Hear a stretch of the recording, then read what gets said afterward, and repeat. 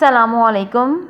اللہ تعالیٰ کی راہ میں خرچ کرنے کے قرآنی آداب کیا ہیں؟ قرآن اللہ تعالیٰ کی راہ میں خرچ کرنے کے بارے میں کیا کہتا ہے تاکہ اس خرچ کو بارگاہ الہی میں شرف قبولیت حاصل ہو اور اس کے جو مقاصد ہیں وہ ہمیں پورے حاصل ہو جائیں۔ خرچ کرنے کے کچھ قرآنی آداب ہیں۔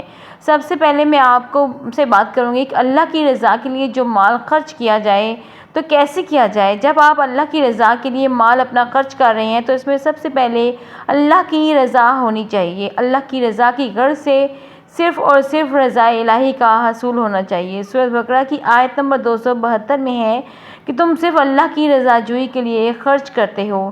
جب اللہ تعالیٰ کی راہ میں خرچ کرتے ہو تو پھر کسی دوسری غرض کا دل میں ہونا نہایت تضاد کی بات ہے۔ رضا الہی کا حصول اور دینی مفاد دونوں یکجا نہیں ہو سکتے۔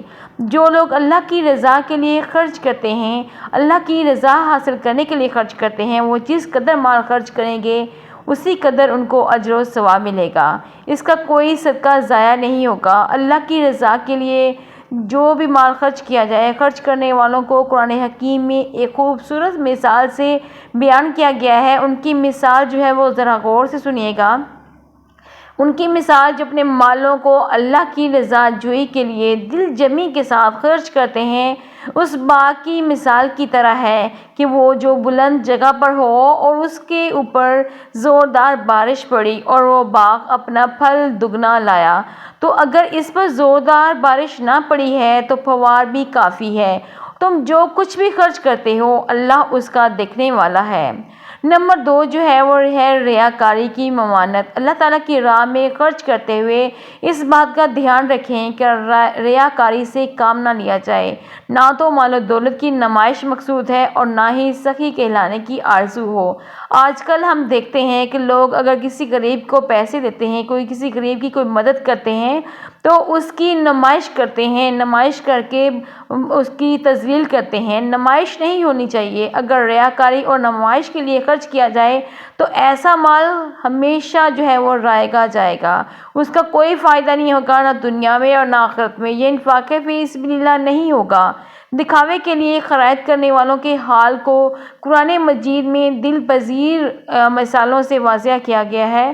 اس شخص کی مثال کچھ اس طرح سے ہے کہ جو اپنا مال لوگوں کو دکھاوے کے لیے خرچ کرتا ہے اور اللہ پر اور یوم آخرت پر ایمان نہیں رکھتا تو اس کی مثال چیکنے پتھر کی مثال کی طرح ہے۔ اس پر گرد پڑی ہے اور اس پر زور کی بارش برسی اور اسے صاف چٹیل کر دیا۔ اس سے جو انہوں نے کمایا یا کسی چیز پر قدرت نہیں رکھتے اور اللہ ناشکر لوگوں کو ہدایت نہیں دیتا۔ سورۃ بقرہ کی آیت نمبر 264 میں ہے۔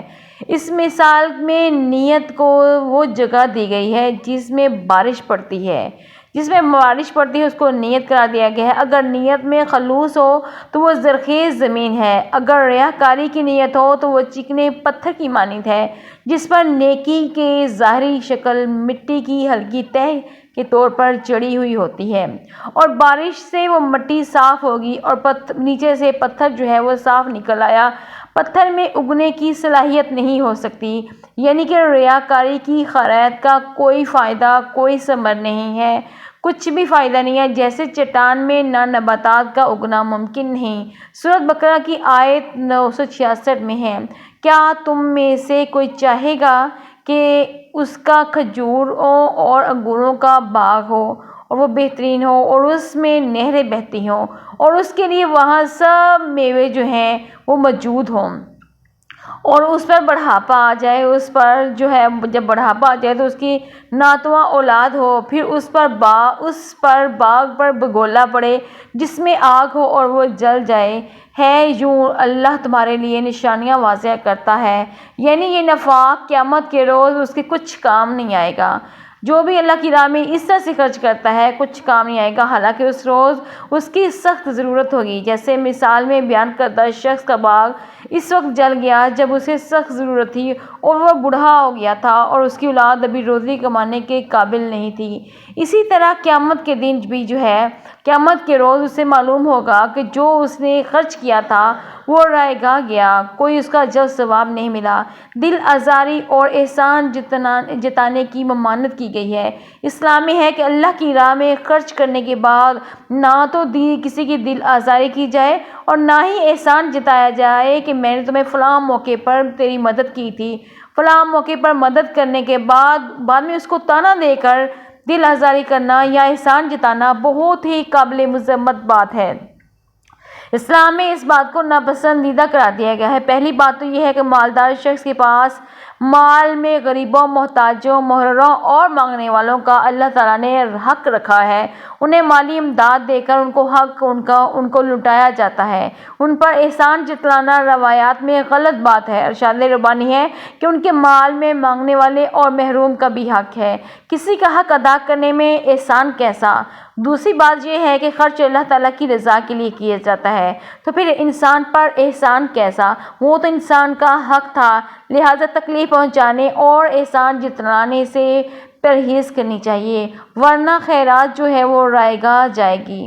ارشاد باری تعالیٰ ہے، اے ایمان والو، اپنے صدقات کو احسان جتا کر اور ایذا پہنچا کر ضائع نہ کرو۔ اگر انسان کم ظرف ہو اور خیرات کرنے کے بعد دل آزاری کرے تو اس سے بہتر ہے کہ وہ خیرات وہ صدقہ کرے ہی نہ بلکہ بھلی بات ہی صرف کہہ دے۔ تو ارشاد ربانی ہے کہ بھلی بات اور بخشش بہتر ہے اس صدقے سے جس کے پیچھے دل آزاری ہو تو دل مطمئن ہو جو بھی خرچ کیا جائے۔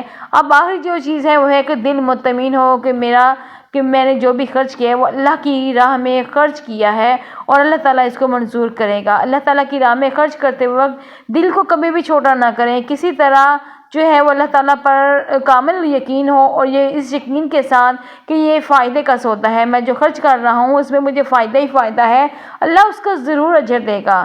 میں خرچ کرتے وقت آپ کی نیت ہونی چاہیے کہ میں رب کو راضی کر رہا ہوں۔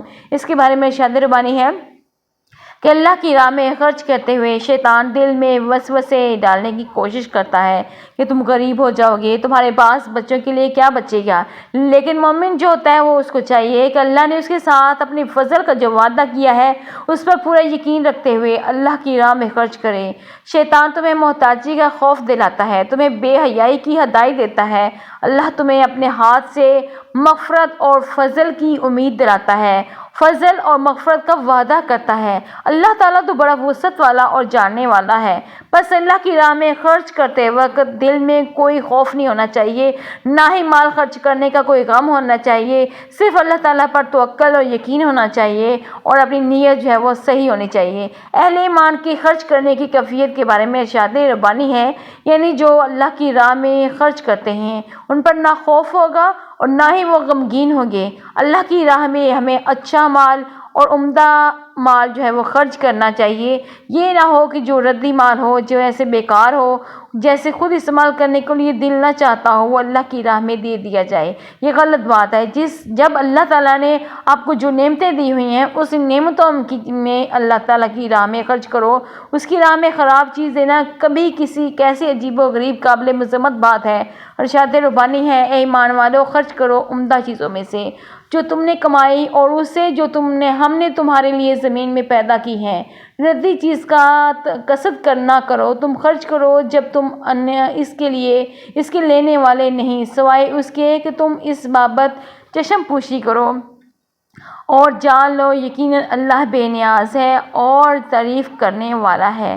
اللہ کی راہ میں اپنی محبوب اور پسندیدہ چیزوں میں وہ خرچ کرو جب تک تم ان چیزوں میں سے اللہ کی راہ میں خرچ نہیں کرتے جو تم پسند کرتے ہو، خیرات کرتے ہو، صدقہ دیتے ہو، زکوٰۃ دیتے ہو۔